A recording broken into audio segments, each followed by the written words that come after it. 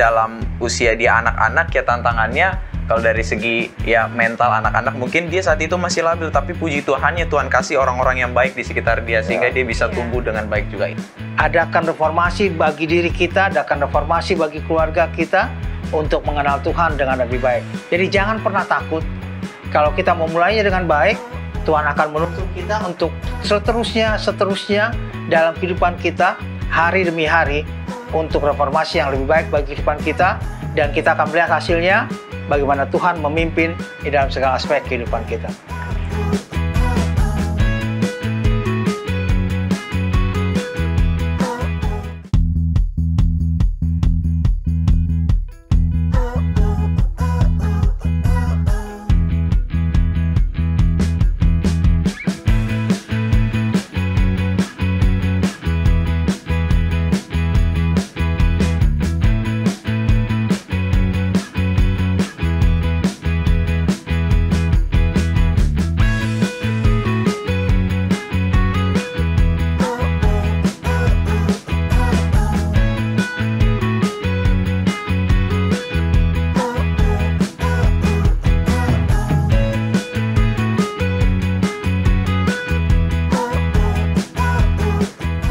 Waduh, kok base camp kita berantakan banget ini? Iya nih, ada apaan ya? Perasaan kita baru ninggalin seminggu doang udah berantakan aja. Iya nih, ya udahlah kita beresin aja. Tahu nggak ngomong-ngomong sambil beres-beres gini, ada loh cerita di Alkitab tentang beres-beres rumah Tuhan. Oh, itu yang pas zaman Raja Yosia kan? Oh, yang waktu itu raja menyuruh seorang bernama Safan untuk pergi ke rumah Imam Hilkiah. Oh, iya. Yang ini loh, yang rajanya nyuruh buat ngambil duit rakit yang dikumpulin oleh penjaga-penjaga. Iya, benar banget. Terus abis itu Hilkiah ini nemuin kitab Taurat di rumah Tuhan. Terus dia kasih ke Safan kan. Nah, Safan ini baca, baru dia kasih tahu ke raja apa yang terjadi. Iya. Oh, nah ternyata katanya ini kitab Tauratnya ini kitab Taurat dari nenek moyang mereka. Tapi nenek moyangnya ini nggak mau menuruti isi kitab Taurat itu. Iya, yang Raja Hizkia langsung memberi perintah kepada Ahikam bin Safan, Akbor bin Mika, dan kepada Safan, dan juga kepada Asaya untuk meminta petunjuk Tuhan. Iya, jadi api yang sama yang menyala di hati Raja Yosia waktu masih muda, dan pada saat ia mendengar buku mengenai hukum Allah yang telah dia lupakan terus dibacakan kembali kepada dia, dan itu masih tetap menunggu dan menyala sampai sekarang ini di hati umat Allah tua dan muda. Wah, aku jadi penasaran nih gimana ceritanya. Nah, sebelum kita lanjut nih untuk membahas lebih dalam pelajaran kita kenalan dulu nggak sih? Oke. Dari aku ya mungkin Kak ya? Boleh. Oke. Halo teman-teman, aku Angelica dari Jemaat Salemba. Halo teman-teman, aku Noel Malau dari Jemaat Salemba. Dan aku Devins Oliver dari Jemaat Salemba. Tetap terus di Cornerstone Connection.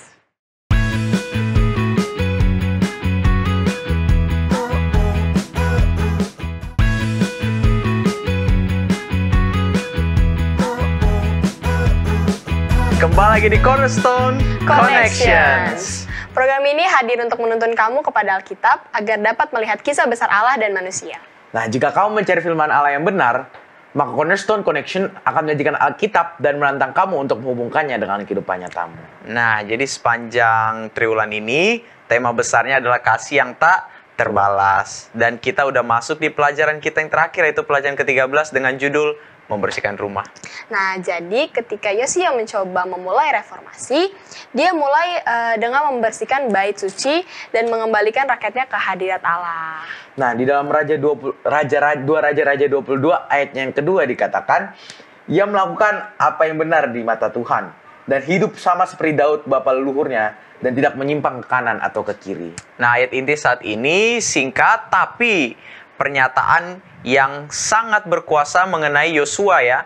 Ia melakukan apa yang benar di mata Tuhan dan hidup sama seperti Daud. Iya, benar banget. Acuannya malah kena ke Daud dan nenek moyangnya, bukan ke Amon ayah Yosia. Nah, iya. Nah, kalau di sekelas cahaya sih dibilang gini, ada kutipan seperti ini. Begitulah Yosia sejak awal kedewasaannya telah berusaha menarik keuntungan dari jabatannya sebagai raja untuk meninggikan prinsip-prinsip hukum Allah yang kudus.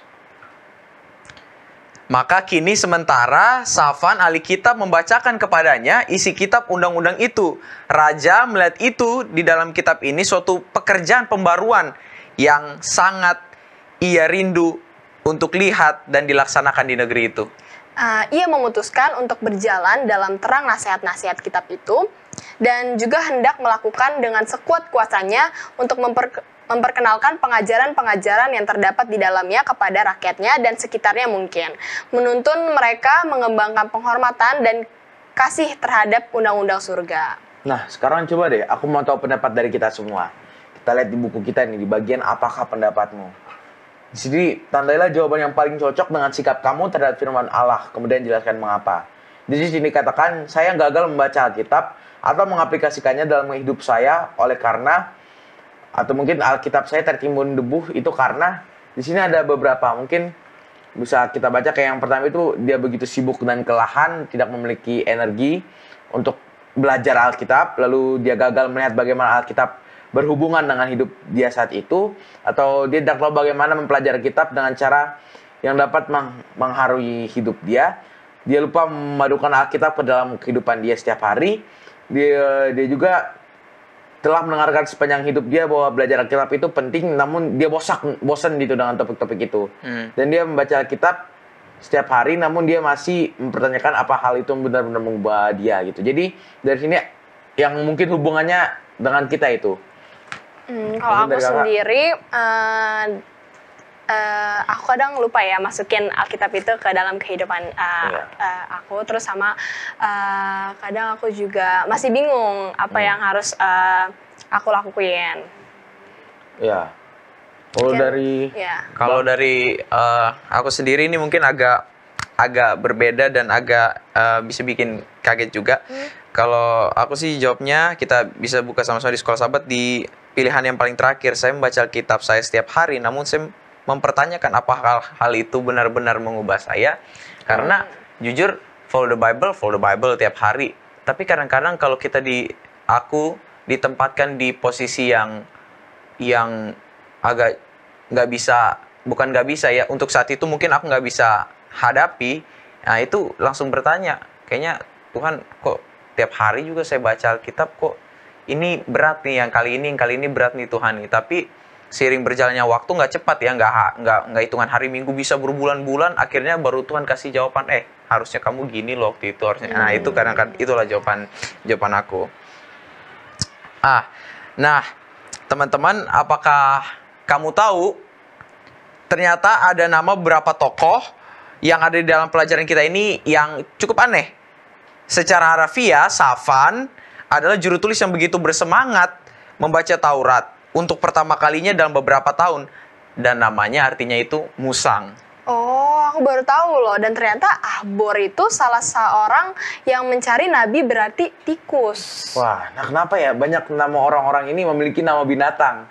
Ternyata beberapa orang menduga bahwa bangsa Israel telah mempraktikkan pemujaan takhayul. Mungkin inilah sebabnya mengapa banyak orang selama masa pemberontakan ini memiliki nama-nama binatang. Jadi kita udah dapat informasi nih kita sekarang. Dan ada juga di pandangan lain, teman-teman boleh buka juga di Sekolah Sahabatnya, dari Henry Ward Beecher, pendeta Amerika Serikat abad ke-19. Dia bilang kayak gini, tenggelamkanlah ke dasar lautan dan tetap saja kewajiban orang itu terhadap Allah tidak pernah berubah. Dia tetap berjalan di jalan yang sama, hanya lampunya dan penuntunnya yang hilang.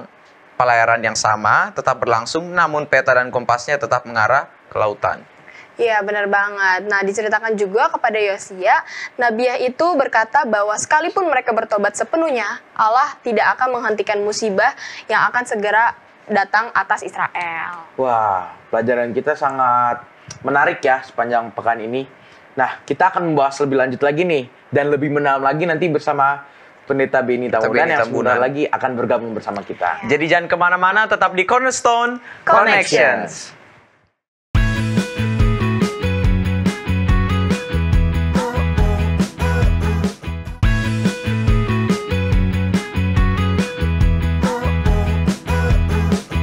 Kembali lagi di Cornerstone Connection. Connections. Di sini kita udah hadir, ada Pendeta Benny. Shalom Pendeta. Shalom Pendeta. Sehat-sehat ya. Alhamdulillah. Puji Tuhan. Puji Tuhan. Nah, Pak Pendeta, tadi kan kita udah diskusi nih sedikit. Nah, di situ kita bercerita tentang Yosia yang pas dia memulai reformasi, dia mulai membersihkan bait suci dan mengembalikan rakyatnya kepada hadirat Allah. Jadi jenis pembersihan seperti apa sih Pak Pendeta yang dapat kita lakukan agar masuk ke dalam hadirat Allah? Iya, pelajaran kita kan cukup menarik. Kenapa cukup menarik? Usia, sahabat lalu kita sudah pelajari, kan usia muda nih. Ya. Bahkan dibilang, kalau kita bilang anak-anak lah ya, 8 tahun. Kemudian dia bertumbuh dan mulai membersihkan segala sesuatunya. Sama seperti tadi kalian masuk, kan berantakan tuh. Ya, berantakan. Yang harus kita lakukan tetap ya kita harus bersihkan kan apa yang ada di rumah kita. Ya, jadi apa yang dilakukan oleh Yosia adalah pada waktu dia sudah memegang kepemimpinan, maka yang dilakukan adalah dia membersihkan semua, ya, termasuk dengan Ka'bah Allah. Kenapa Ka'bah Allah? Karena itu kan simbol kehadiran Allah. Bahkan katakan bagi mereka itu simbol di mana Allah yang memimpin kehidupan mereka. Ya. Hanya sayangnya pada zaman ayah-ayah mereka, maka mereka kan sudah meninggalkan itu. Ya. Mereka tinggalkan semua Ka'bah itu dan lain sebagainya. Bahkan nama-nama mereka pun sudah nama-nama Aneh-aneh. dari dewa-dewa yang aneh-aneh tadi ya. Pelajaran kita katakan ada namanya tikus lah, ada namanya apa gitu ya. Jadi karena bagi mereka itu dewa bagi mereka. Jadi pada waktu anaknya lahir dinamakan itu karena itu dewa. Padahal itu sebenarnya bukan Allah kita lah, Allah yang benar. Jadi harus dilakukan adalah pada waktu dia membersihkan itu semua untuk mengembalikan orang supaya percaya memang hidup ini dipimpin oleh Tuhan. Dan kalau mereka mau sukses, mereka mau hidup dengan damai, mereka mau hidup dengan bahagia, harus bersama-sama dengan Tuhan. Jadi Yosia mengingatkan kembali, ayo kembali lagi yuk. Itu sebabnya dia katakan, pergi kepada imam, cari itu Taurat di mana, setelah dapat, kemudian pada waktu dibaca, orang berkata, oh iya ya, benar ya firman Tuhan begini ya. Mereka udah lama sekali tidak pernah membacakan firman Tuhan. Nah, Oke. Jadi kan Pak Pendeta nih, tadi kan kita tahu nih bahwa kitab Taurat yang ditemukan di zaman Yosia ini udah dari lama ya. Mungkin udah dari jauh dari Raja Daud nih. Bagaimana sih, gimana? Misalnya Raja Daud nih, reaksinya bagaimana jika Raja Daud tahu bahwa kitab Taurat yang ada pada zaman dia ini sudah diselimuti oleh debu dan tersimpan di tempat penyimpanan dan dikunci gitu. Bagaimana nih bakal reaksinya Daud nih? Iya, kita tahu dia kan Daud itu orang yang memang sangat-sangat dekat dengan Tuhan, ya, sangat dekat dengan Tuhan. Dia sangat menghormati, dia punya keinginan sampai ingin membangun Ka'bah pada waktu itu. Tapi Tuhan bilang bukan kamu, gitu ya, kamu. Jadi itu karena keinginan dekatnya dengan Tuhan. Jadi kita bisa bayangkan lah kalau dia sudah berusaha untuk buat yang terbaik bagi Tuhan, rumah Tuhan yang baik, bersih semuanya, memang melambangkan kehadiran Tuhan di sana. Tiba-tiba orang itu tidak dihormati ya. Alkitab itu atau buku kitab itu disimpan, nggak bisa orang nggak mau baca dan lain sebagainya. Ya saya rasa dia juga akan, ya kita juga pasti tahu bahwa dia akan sedih, dia akan tidak suka dengan tindakan daripada bangsanya pada waktu itu. Oke, Pak Pendeta, pelajaran kita menceritakan tentang Raja Yosia. Ia melakukan apa yang benar di mata Tuhan, hidup sama seperti Daud, ya kita tahu. Tapi kenapa ya, Pendeta, acuannya malah kena ke Daud ya nenek moyangnya. Jadi selalu ada hidup seperti Daud. Jadi acuannya ke Daud gitu. Kenapa? Bukan Amon ayahnya Yosia. Iya. Karena bagi bangsa itu Daud itu simbol daripada apa ya? Keperkasaan, simbol daripada kesuksesan mereka ya. Sama mungkin seperti kita di Indonesia ya. Wah, mana proklamator. Oh iya. Gitu ya. Orang kenal Soekarno gitu ya. Padahal ada 5 lagi di bawahnya itu juga orang nggak begitu ini kan ya. Tapi sebenarnya tetap. Nah mereka tuh melihat bahwa ini loh simbol. Ini mereka punya patokan. Wah, Daud. Ya, mereka bangga kalau mereka itu turunan Daud. Mereka bangga bahwa mereka itu punya raja Israel yang waktu itu dipimpin oleh Daud. Jadi satu kebanggaan bagi mereka. Jadi patronnya ya apapun harusnya seperti Daud, bandingkan seperti Daud. Patokannya. Ya, jadi patokannya ke sana. Walaupun Daud kita tahu bukan raja yang pertama kan, bukan yang pertama, ya. Tapi karena kehidupannya, kemudian penyerahannya, kemudian bagaimana Tuhan memimpin dia, walaupun banyak pelanggaran-pelanggaran yang dia lakukan, ya, tapi dia tetap bersandar kepada Tuhan dan lain sebagainya. Itu jadi satu contoh bagi umat Israel pada waktu itu untuk membandingkan segala sesuatunya dengan Daud. Oke. Nih, sekarang aku mau nanya nih ke teman-teman nih ya. Mungkin Pak Pendeta bisa tambahin nanti ya. Nah, kan pelajaran kita kan berceritakan tentang Yosia yang menjadi raja di saat usia muda. Nah, mungkin Raja Yosia lebih muda dari kita. Iya, ya kan, waktu pas lagi jadi raja. Iya, benar. Jauh. Nah, jadi gimana menurut kalian tantangan terbesar bagi Yosia pada saat usia itu dia sudah harus jadi raja? Mungkin Bro Noel dulu. Iya. Yosia dia kan kita tahu ya, di ceritanya dia menjadi raja di usia ke-8 ya. 8 tahun. Masih muda banget. Anak-anak lah. Anak-anak. Tapi bagaimana yang saya lihat itu umur itu sebenarnya bukan halangan bagi seseorang untuk bisa melakukan sesuatu ya. Iya. Kalau dia sudah mengerti, mungkin anak kecil udah mulai mengerti tentang hal-hal, mungkin umur 7, umur 8 di usia-usia Yosia ini ya. Mungkin dia sudah mengerti tentang hal-hal, jika diberitahu lagi, maka dia pasti akan lebih mengerti lagi. Begitu juga dengan bagaimana mereka akhirnya menemukan kitab Taurat, dibacakan kepada Yosia yang mungkin saat itu belum bisa baca kali ya.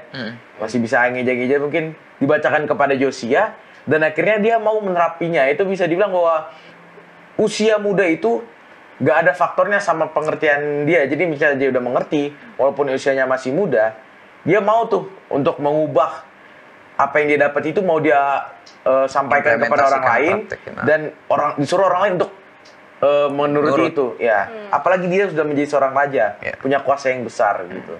Kalau dari aku sih tadi Bro Noel jawabnya dari segi itu, aku tambahin dari segi lain. Usia muda itu usia yang mana pendeta cukup labil mungkin ya, apalagi anak 8 tahun gitu. Tapi puji Tuhannya Yosia bisa melakukan hal yang baik, hal yang sesuai dengan kehendak Tuhan, dan dia juga dikelilingi oleh orang-orang yang Tuhan udah pilih untuk bisa jaga dia. Jadi orang-orang, apalagi anak-anak, orang-orang yang di sekitar anak-anak itu, kalau kita kasih ke zaman sekarang ya, orang-orang yang di sekitar anak-anak itu yang akan membentuk anak-anak itu juga. Ya. Jadi Tuhan udah pilih juga orang-orang di sekitarnya Yosia sehingga dia juga tumbuh, ada tracknya, dia tetap on track gitu. Dan dia juga ketika dia udah bisa ngambil keputusan, dia nggak ngambil keputusan yang salah karena udah diajarkan dari kecil oleh orang-orang yang Tuhan kasih ke dia. Dia tetap dalam on track untuk ikut kitab Taurat itu yang dia akhirnya ketemuin itu. Jadi dalam usia dia anak-anak ya, tantangannya kalau dari segi ya mental anak-anak mungkin dia saat itu masih labil, tapi puji Tuhannya Tuhan kasih orang-orang yang baik di sekitar dia sehingga dia bisa tumbuh dengan baik juga. Itu mungkin dari aku. Mana pendeta boleh tambahkan? Iya, benar dua-duanya bahwa usia demikian. Tapi jangan lupa bahwa ini kan satu kebiasaan ya, bukan mendadak 8 tahun. Kamu jadi raja, ayo. Kalau memang orangnya nggak pernah dengar firman Tuhan, nggak, orang tuanya juga dia tidak akan diikat. Sama seperti mungkin waktu kalian kecil lah ya, kalian kecil datang keluarga, misalnya siapa datang pas hari Sabat, tiba-tiba di TV, sabat otomatis, otomatis kasih tahu, Sabat ya, atau lakukan hal lain ya, nggak usah deh di gereja mungkin ada yang main HP, nikahnya, Sabat kok gini ya, terus kecil. Jadi satu kebiasaan yang nikahnya yang sudah dipupuk, dan pada saat dia menjadi raja, dimana tadi ada penasehatnya, Tuhan titipkan penasehat-penasehat, ya, kemudian dia juga bisa melakukannya itu, kemudian dia punya kemauan sendiri untuk mengadakan reformasi bagi umatnya. Dan reformasi itu yang lebih dahulu adalah ini loh, baca dulu nih Taurat ya, Baca dulu Taurat, buka dulu itu Taurat gitu loh. Ya, kenapa kalau orang buka Taurat maka orang akan, oh iya ya, saya dulu pernah baca kok gitu ya. Oh saya pernah tahu kok gitu ya. Saya pernah dengar ini ya. Jadi orang akan ingat kembali. Pelajaran kita juga mengingatkan kan kita, kalau taruh Alkitab katanya di mana? Pelajaran kita katanya yang bisa kita lewatin. Iya. Iya. Jangan dirak. Kalau dirak nggak kelihatan. Nggak kelihatan ya nggak akan Nggak dibaca. kelihatan ya nggak akan dibaca. Tapi kalau kita lewat, kita akan lihat, Kelihatan. oh ini ada Alkitab. Kita biar bagaimana ada kesempatan bagi kita untuk mengambilnya. Mungkin pertanyaan terakhir kali ya pendeta ya. Bangsa Israel ini kan tergelincir ke dalam penyembahan berhala oleh karena telah kehilangan kitab yang ditemukan itu. Nah, apakah mereka kehilangan atau menyingkirkan Kitab itu. kitab itu karena kebebasan mereka untuk memilih penyembahan berhala? Gimana nih tanggapan pendeta? Iya, kembali bahwa pemimpin itu kan menentukan. Iya. Ya, pada waktu pemimpin rasa bahwa nih kemudian umat itu bakal nyala juga, udah singkirkan aja, singkirkan. Ya lama-lama singkirkan ya. Alkitab di rumah kita juga kalau kita diemin aja, kemudian nggak ada renungan pagi, nggak ada renungan malam, nggak ada baca Alkitab follow the Bible, ya udah begitu aja. Iya, begitu Didiemin aja, tidak akan disentuh. Berdebu juga. Iya. Jadi kalau ada itu maka itu akan kita ingat, kita akan baca, kita akan belajar. Oh Tuhan bilang begini, maka ada reformasi dalam kehidupan kita. Jadi pembahasan kita menarik, tapi pembahasan kita juga udah mau berakhir. Jadi pendeta boleh kasih 1-2 kesimpulan, lalu boleh pendeta doakan kami juga dan teman-teman juga yang ada di rumah. Iya, kepada semua orang-orang muda dimanapun pada saat ini berada, pelajaran terakhir kita dari kasih yang tak terbalas, yang memberikan pada kita bagaimana kita harus membersihkan rumah kita, ya, bagaimana kita harus membersihkan segala sesuatu apa yang ada, termasuk membersihkan kalau ada debu-debu di Alkitab kita supaya kita membacanya. Kita diingatkan kembali, berapapun usia kita, siapapun kita, mari kembali kepada Tuhan. Adakan reformasi bagi diri kita, adakan reformasi bagi keluarga kita untuk mengenal Tuhan dengan lebih baik. Jadi jangan pernah takut. Kalau kita memulainya dengan baik, Tuhan akan menuntun kita untuk seterusnya dalam kehidupan kita, hari demi hari, untuk reformasi yang lebih baik bagi kehidupan kita. Dan kita akan melihat hasilnya, bagaimana Tuhan memimpin di dalam segala aspek kehidupan kita. Amin.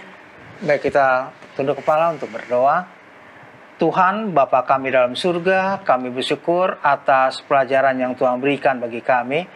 Kami bersyukur karena Tuhan telah menggunakan rahasia untuk boleh hidup dalam masa mudanya, bahkan kami katakan dalam masa kanak-kanaknya untuk mengadakan reformasi bagi dirinya, bagi bangsanya. Tuhan juga boleh menggunakan semua orang-orang muda dimanapun pada saat ini berada untuk mengadakan reformasi lebih setia kepada Tuhan, membaca firman Tuhan dengan lebih setia lagi, maka Tuhan juga akan menuntun mereka hari demi hari. Tuhan juga akan melindungi dan memberkati. Yang sakit, Tuhan berikan kesembuhan. Ampuni dosa kami berdoa dalam nama Anak Yesus Kristus, Tuhan dan Juru Selamat kami. Amin. Amin. Oke, terima kasih pendeta. Oke teman-teman, begitulah pembahasan Sekolah Sabat kita pada Sabat ini. Sudah berjalan dengan baik, terima kasih pendeta. Terima kasih semuanya. Terima kasih. Semangat terus dalam mempelajari Alkitab, buatlah sebuah ketetapan untuk membaca Alkitab kamu dari halaman ke halaman dan lihat sendiri apa yang terjadi di sana. Banyak janji pengharapan yang Tuhan sudah tulis buat kita semua. Terima kasih sahabat Hope Channel yang selalu setia mencari dan belajar firman Tuhan melalui Cornerstone Connections.